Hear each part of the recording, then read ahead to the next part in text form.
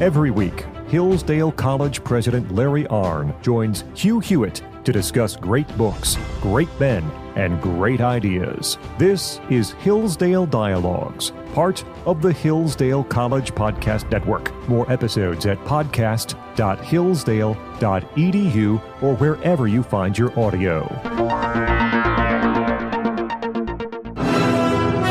Good morning, glory, and evening, grace, America. I'm Hugh Hewitt. That music means it's the last radio hour of the week, the last hour of programming for me on the Salem News Channel. That means the Hillsdale Dialogue. Longtime sponsor of the program, the Hillsdale Dialogue, is where we meet once a week with either Dr. Larry Arnn, president of Hillsdale College, or one or more of their wonderful, brilliant staff and faculty. But Dr. Arnn is back with us this week. And I have not seen you, Dr. Arnn, since we were off the coast of the United Kingdom. And so much has happened since we got off of that ship 3 weeks ago. I thought I would just open up by asking, what do you make of the last 3 weeks since Israel started the 12-day war? Iran started the 12-day war by threatening death and destruction on two-thirds of the world. But Israel started the immediate thing, and Donald Trump has struck a blow. And what I make of it is, I think that we're entering a new phase of American foreign policy, and I hope so. After the fall of the Soviet Union, we got the impression we could do anything, and so we started building democracy in Afghanistan and Iraq, of all places. And now there's a big faction that thinks we can do nothing and should do nothing, but destroying Iraq's nuclear bomb capacity with 14 bunker busters, well, a bunch of bunker busters and some Tomahawk missiles. It even looks like that's worked. And it looks like it might not lead to a long war. There's a ceasefire right now. And the war is going to go on, but Iran is weaker. And you and I can remember a fellow named Cap Weinberger. And the Weinberger doctrine was, if you're going to use military force, use a lot of it, define your objective, go and do your objective, and then leave. This seems to me to be the Trump doctrine expands on that to be, especially if you're thinking about building a nuclear weapon, we're going to pay you a call. And I like the doctrine. Yeah. Yeah. And it worked. And, you know, it's very, you know, I don't much believe in rules myself, and rules about things like war don't work. But right now in this situation, Iran deprived of its air defenses, Iran being the thing that it is, which is a very wicked thing with a very restive population, and with our ability to strike a blow in, 37 hours, the planes were in the air from Missouri. Well, if that's the case, and if it does do that very good thing of keeping those crazies from having nuclear bombs, then good for them. Yeah. And you know, it's not the end of the story. It won't be, but it's a good chapter. And I do not think it's now than before it happened. I do not think it's anywhere near being over, but I do want to get into a couple of the corollaries to it. First of all, though, if you're the Ayatollah, the supreme leader, or any of the generals that are left, mindful that 14 nuclear scientists are dead and 35 generals or higher, brigadier generals or higher, are dead. The Israelis took them out. How do you feel about your regime? America was shocked on 9/11. On 9/12, we were picking ourselves up. And Israel was just horribly shocked on 10/7 of 2024. And they got about steadying themselves the next day. I don't know that Iran has resilience built into that system. What do you think? I think the rulers are, first of all, it's very difficult to get inside their mental processes, right? Because those guys are kind of nuts. I think that they are very determined. I think that they're zealous. I think they're some sort of utopian. It's sort of heaven on earth kind of thing they're trying to make by conquering the world for Islam. What I know of the people and read of them, and I have a good friend who's an Iranian immigrant from a young age and has family back there still. The Iranian people are very capable, worthy, many of them educated people, and they are restive. And I hope that's true. And I hope that they can sort out their problems. And by weakening the hierarchy of mullahs that are up at the top weakening them, including killing many of them. Maybe that'll give them an opportunity, and I pray for it. I was listening to Matt Continetti and talking to him earlier today, but I listened to him on the commentary podcast yesterday. And he pointed out that when Bill Clinton authorized the bombing of Serbia during the Kosovo War in, I think, 1999, Milosevic did not fall for another year. But the rupture of authority was so profound and confidence in him that the regime began to dissolve almost as soon as we stopped bombing. Do you think the same thing might happen here? Maybe. They're very radical, and they've got troops, and by that I mean secret police and thuggish, supposedly elite soldiers. And they've got help from Russia and China. And so, that's a point, right? How much help are they going to get? Russia has condemned us for this thing. I don't think China has said much. But there's a lot of Chinese equipment in Iran, and they can replace it if they want to.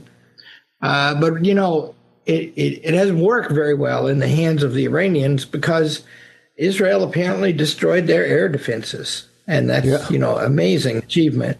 Let's talk about Israel for a moment. I will add, China said one thing explicitly when Iran threatened to close the Straits of Hormuz.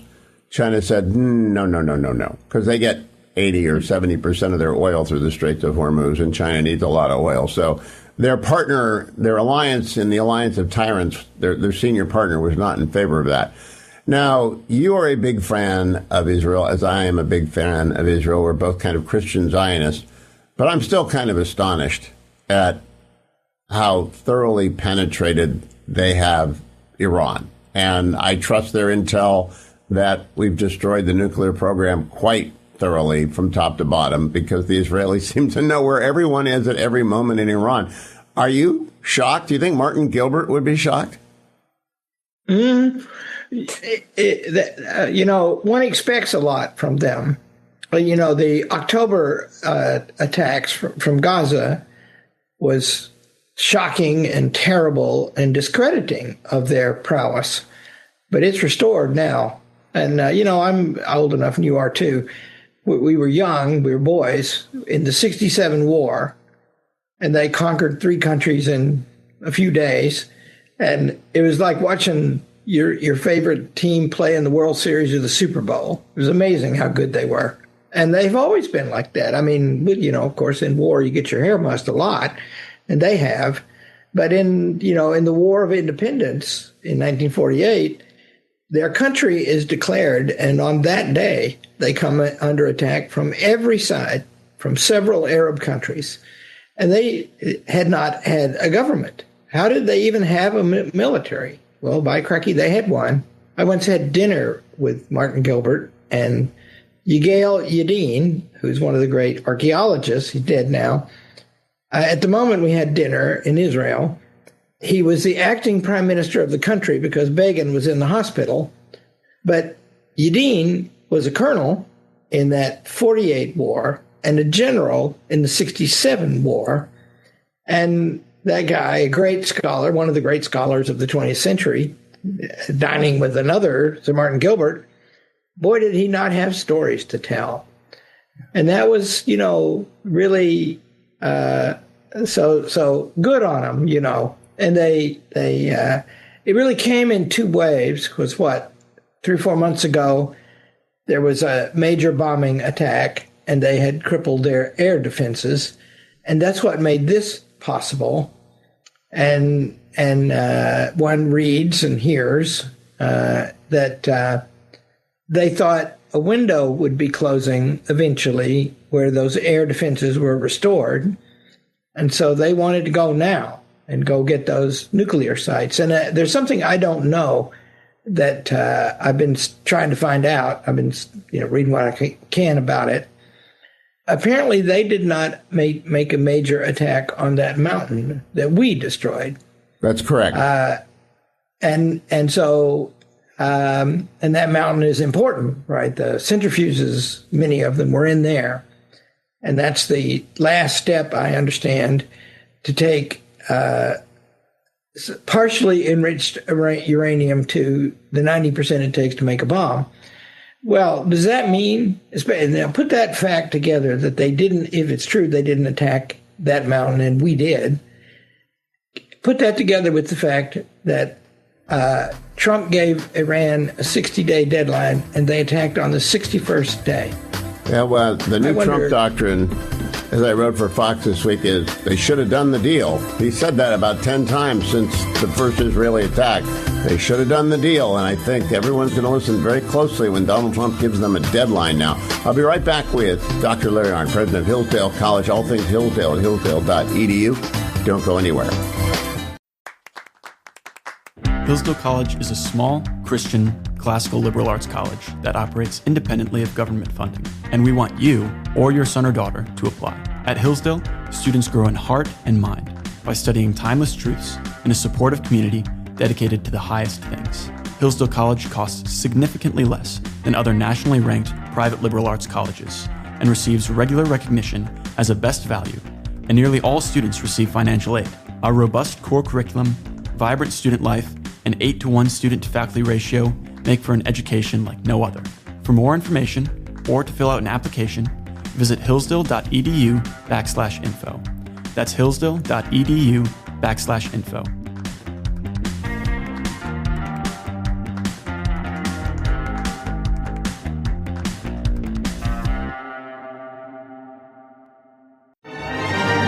Welcome back, America. I'm Hugh Hewitt. Dr. Larry Arnn is my guest. The Hillsdale Dialogue is underway. All things Hillsdale at hillsdale.edu. And, of course, all of these dialogues are collected at hugh4hillsdale.com. Dr. Arnn and I just spent a couple of weeks together abroad, and it was wonderful because his wife was with us and my wife was with us and 400 friends of Hillsdale were with us.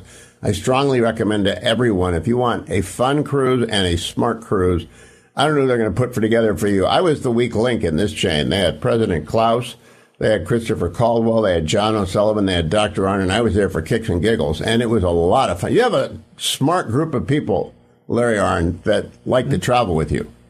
Well, I should say, Hugh, that you talk in your profession on the radio, you talk about everything, but when you talk about the law and the courts, you have a very great deal of knowledge. You did a good job. Well, thank you. Okay, I'm done. I'm done complimenting you now. I know. I'm going to tape that and play that a few times. But I just want people to realize you do that every year with a rotating gift group of people. But President Klaus was really quite a significant figure to have on that ship, talking about the life he's lived and what he's seen. I am wondering now, going back to the present day, not 48 hours after our country had successfully carried off a remarkable mission, 38 hours in flight, leave Missouri, send bombers in one direction, send bombers, escorts, refueling, everything that hit every target they want to hit, nail them with about half of the yield that was felt at Hiroshima is in Fordo. There isn't anything left there. But within 48 hours, we have an anonymous leak from the Department of Defense Intelligence Agency alleging with low certainty that they're not really sure what we destroyed. And it was not really leaked. It was just spoken of to a CNN reporter of checkered past. What's wrong with our government, Larry? Because that little snippet has already made it into regime propaganda declaring that they won the war, and they're citing our CNN sources for doing that. Yeah, well, what's wrong with our government is it's big, centralized, and self-interested. And so there are a lot of people in it that are like that. A lot of people who are not, thank God. And see, it's plausible to me, by the way, that it's, for a while, hard to tell. But the reports I read now are the mountain has collapsed. There's no, they tunneled a bunch of stuff under there. Those tunnels don't exist anymore. And wow, did you happen to see a video of there's a thing called the Middle East Forum that's fun to watch. They're very pro-Israel, but they know a lot. And they were showing videos, real-time videos, and what the mountain looked like was a volcano that had gone off. the flames were coming from inside, and the whole thing was burning. And so it was impressive, wow. I have not seen that yet, but when I heard a physicist describe the yield of a dozen of the MOPs as being half the yield of Hiroshima, and it's all in that facility under the mountain, there's nothing left there. And I don't know how. Yeah. And by the way, the Israelis have confirmed that, and the Israelis have the intel. I really don't understand why an American network would run with a low confidence report of failure instead of celebrating an American military success of extraordinary. I don't know what was the biggest raid or special op that the Brits pulled off during World War II. But this is up there with any particular one day in American military history. Yeah. Well, here's another thing that was stunning to me. They had some drone attacks that killed some individuals in their individual apartments without collapsing the building. And they had set up a facility to house and launch the drones from inside Iran. So they're running all over that country, going where they want to, doing what they want to. That's kind of extraordinary, isn't it? Yeah, it is, but it's also scary. I point out to people that Ukrainians did that to the Russians 4 weeks ago. They set up an operation in Siberia and other strategic locations to destroy strategic bombers. And then we've got Israel infiltrating Iran. But, Russia and Iran are closed countries. Ours is an open country. Can you imagine what bad guys are building in the continental United States? Yeah. Well, and there's a lot of them here, too. And a lot of them are being sheltered by governments, city governments. So there's there's plenty of problems in the world. Good to celebrate a victory. Oh, it is. Better to celebrate the victory knowing there's so many problems. And I think it's a world history trajectory changing because Iran with a nuke makes for a regime that cannot be assailed by its people, nor one that can be effectively intimidated by force. But now they've got to think that their generals and their clerics, the fanatics on top of the regime, they have to be afraid of their shadow for 12 days. Can you imagine the United States not having control of its airspace for 12 days with a hostile power able to fly anywhere and bomb anything for 12 days? Now, we're a lot bigger than Iran, but it's still a big country. What's it, Texas? I think it's like the size of Texas. 12 days over Texas. Bomb anything you want. That's got to be very unnerving. For the longest time, we've been so secure in this country that we basically did not have a significant domestic air force, and we didn't monitor the skies very well. After 9/11, we started. Now every plane that takes off is tracked by the government, and there are more fighter aircraft ready to go in America than there used to be.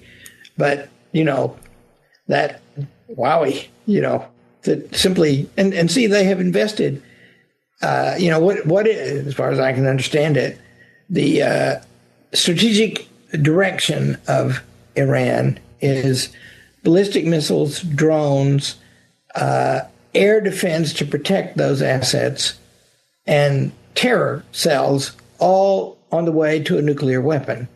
Because apparently they do not have a disciplined, capable army. And the strategic situation in Iraq is difficult, right? Because it's where the capital is, it's hilly, and then there's a long plain to the nearby borders. And so to get their own army across it to when they were fighting with Iraq was difficult for them, and the army is exposed. So they're not a land power, and they probably don't have troops they can trust in any great numbers. But they had these air assets, and that's what's been destroyed. And that's what they had invested enormous efforts in protecting. 40 years, at least $500 billion. Some people say double that amount. The sunk costs are extraordinary. When I come back with Dr. Arnn, we're going to move, though, to the American courts and the American Congress, because they're both commenting on President Trump's authority as the commander-in-chief, not in ways with which I agree. Not sure what Dr. Arnn thinks, but I think his Article 2 authority as commander-in-chief is pretty complete. But we'll talk with Dr. Arnn about that right after the break. Don't go anywhere. All the Hillsdale Dialogues are collected at Hugh4Hillsdale.com, and everything Hillsdale is at Hillsdale.edu. Stay tuned. Welcome back, America. I'm Hugh Hewitt. Last radio and television hour of the week for the Hugh Hewitt Show. Dr. Larry Arnn is my guest. That music means the Hillsdale Dialogue is underway. Sponsors for 12 years of this hour, which has grown in popularity year by year and an affiliate by affiliate. We're welcoming a new affiliate this next week, which I'll have to explain it all over again. But if you want all the Hillsdale Dialogues, go to hughforhillsdale.com. Dr. Arnn, to the Congress. There are three positions. One, Donald Trump doesn't need anyone's authority to use the United States military for a one-and-done strike, such as he did. Number two, he needs a vote of the Congress to authorize what he did, and Democrats are asserting that, despite the fact they did not so assert it for President Obama when he bombed Libya, or President Clinton when he bombed Kosovo. And then number three, he does need authority, but it fits under the authorization for the use of military force passed in 2001 because Iran sheltered remnants of al-Qaeda. What's your poison? I believe in position number one. He didn't need a declaration of war to do what he did, and he didn't need the AUMF, but I'm in the minority. No, so the very smart, very good congressman named Thomas Massey is in the majority, I guess, if that's what they are. I, too, am in the minority. And the reason is a reading of the Constitution and the Federalist Papers. Congress is not made to manage anything. Its chief power is two. It's above all, the power of the purse. If you don't like what he's doing, don't give him any money for it. And then broad outlines of how the money is to be used. And then the second is oversight, right? And so nobody intelligent would argue if we're attacked, we cannot respond until Congress meets. Attack America, since 1950 roundabout, America has been vulnerable to immediate and devastating attack from missiles and big bombs. Before that, no. Hard to get here. We had a big Navy. We could defend the coast. And see, what is the nature of the executive power? Execute. You got to act. And that's why it's when Hamilton in the Federalist describes why the presidency is unitary, he says it's got two advantages. The first is you can act. You got to act. You got to execute. The second one is everybody knows who to blame. And so, one of my apprehensions for the next 3 years is that Donald Trump will become a lame duck, because he's pretty hard. He's a duck that's pretty hard to lame, I'd say. But I shot him in the ear. That didn't stop him. But he I believe that an injury that Franklin Roosevelt did to the United States of America was to run for 4 terms and win. Because before that, there was only the example of George Washington. And so, shouldn't do it. He didn't do it. He set the example. Don't do it. But there was always the threat that you could. And that makes the president stronger in the second term. But if you just look, most of the great things that Ronald Reagan got done, he got done in his first term. Correct. And his second term was tied up with Iran-Contra for 2 years and didn't get so much done anymore. And so I like a strong president with the proper checks. And one of the checks is not that he can't bomb somebody who's, openly threatened death to us all and killed more than 1,000 of us and harmed our military several times. Yeah, I think that people forget over the course of the 46 years of this regime, they've murdered more than 1,000 men and women in uniform. They've kidnapped our people. They threaten us routinely, and they have sent terrorists into our country. And there are probably still terrorists in our country. And I have no doubt that if they actually act in our country or against an American military base somewhere, I have no doubt that Donald Trump will hit him between the eyes. Do you agree with me about that? Well, there's so much that I liked about this thing. I liked his speech in Qatar, a month ago, where he made 4 points. Isn't it great here? And look what you guys have built according to your own standards, and good for you. Not our standards, but good for you. Second, we're going to work together and be friends and build each other up. And third, if anybody hurts my country, I'm going to kill them. And that seems to me the chief elements of American foreign policy. And succinctly and well stated. Don't go anywhere, America. Dr. Arnn's coming back. We're going to look at the courts next, because they've been mucking around a little bit, and the Supreme Court has rebuked the lower courts a little bit, and then the lower courts ignored the Supreme Court. So we have a crisis of legitimacy in the court system that I'll talk about with Dr. Arnn on the Hillsdale Dialogue when we come back. It's no secret that Americans are more divided than ever. And it's not just over what policies will improve our great country. No, it's over whether America is great at all, whether America deserves our love. That's why Imprimis is so important. Imprimis looks at the issues of the day from a constitutional perspective, reminding citizens always of our great heritage of liberty. For more than 50 years, Imprimis has featured speeches from the smartest conservative thinkers and writers at Hillsdale events. These days, Hillsdale publishes people like Molly Hemingway, Andy Puzder, Harmeet Dillon, and Chris Rufo. Over 6.4 million American households and businesses receive Imprimis absolutely free. And I urge you to sign up for it today at no charge. To get your free lifetime subscription, go to hillsdale.edu/lifetime right now. Welcome back, America. I'm Hugh Hewitt. Dr. Larry Arnn is here. We have been apart for a while, so we're catching up on current events. Next week, we'll return to Winston Churchill's My Early Life, His Escape from the Boers. Remarkable chapters, and then we'll finish it up in 2 weeks, and we're going to move on to Churchill's World War II history, giving you a little advance notice. Dr. Arnn, I mentioned going into the break. This week, the Supreme Court rebuked the First Circuit and told them to dissolve the stay that they had placed. The First Circuit in a district court had told President Trump he could not send illegal immigrants to a third country if their home country wouldn't accept them. And the Supreme Court said, you got that wrong. That injunction is dissolved. And then the district court chose to ignore the Supreme Court and say, no, my order's done. What is wrong with these judges, and do you think SCOTUS has to hit them harder? Well, first of all, there was a great thing in the B. Judge Boasberg has ordered Trump to put the mountain back.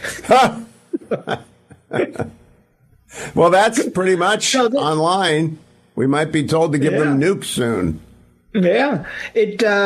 So, first of all, this phenomenon, I looked it up. You're the lawyer here. But of district courts issuing nationwide injunctions against national policy has only been common since the 1960s and growing increasingly common to a peak today. And that means that the government can't function because of what, there's 700 or so federal district judges. Yep. A majority of them have been appointed by Obama or Biden. It's actually 663, two-thirds of whom have been appointed by Biden and Obama, though there are some senior judges out there appointed by Reagan and HW. Yeah, and that's it's too bad people are living so long now, I guess. And well, actually, no, the old ones are the Reagan ones, but and Bush. But I don't. This is crazy, right? A judge doesn't have that power. Judges have complete power over the parties in front of them. That's what the independent judiciary means, and that means they can't be fired for what they do in a case before them. But all the power starts with the case, and it extends beyond that as you go up, and never as completely as in the case before it. So that's, and so now what we've got is it's basically they've taken over the executive branch. And see, go back to that point about did we need a declaration of war? If you had a debate in Congress about whether you're going to make a 38-hour attack on the Iran nuclear position, that's insupportable, right? That would compromise the attack. Yep. Maybe it was too late for them. Maybe there's nothing they could have done.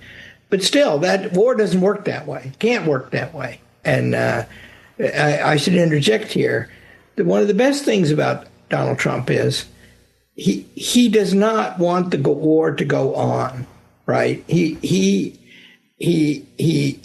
done this over and over. He hit him, and he said, "That's it. That's all there is, unless you do something else." And then there's worse yet to come.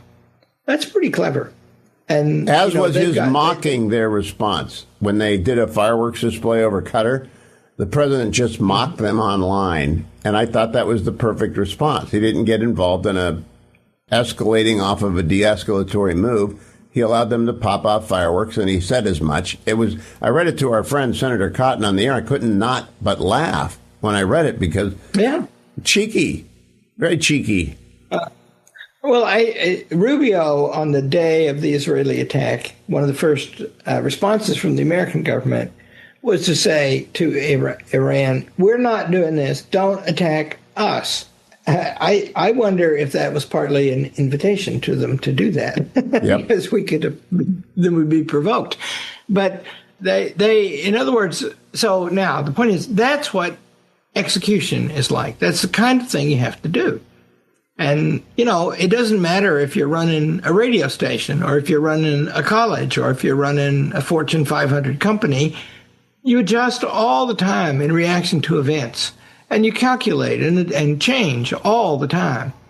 And so the idea that these judges what experience do they have even to understand? So that they should not, and my own view, you can comment on this, Hugh. My own view is a simple act of Congress would put a stop to the practice of these nationwide injunctions. I believe you're right, but that would require 60 votes in the Senate.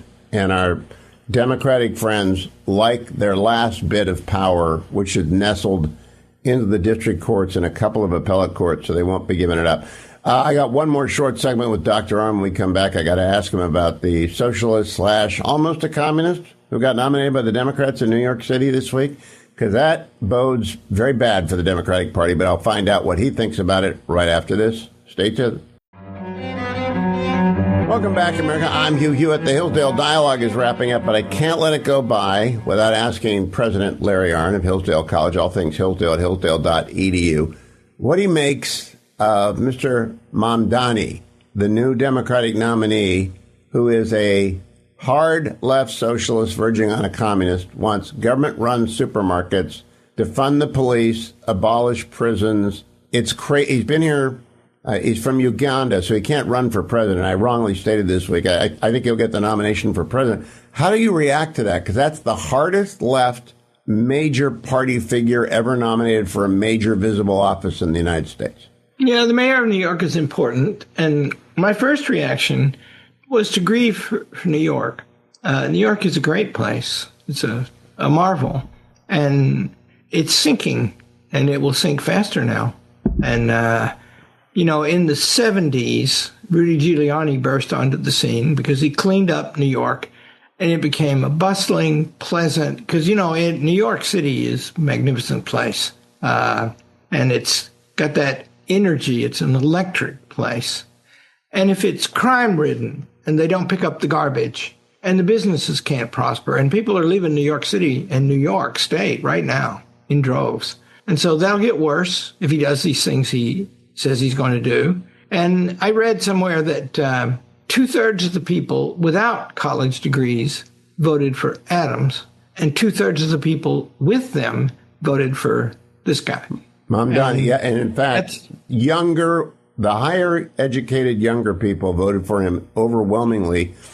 And I've listened to a number of takes on it from New Yorkers who are in somewhat of despair over the future. Because they have to ride the subways. They have to deal with the crime. They got dope on every street and migrants on every corner.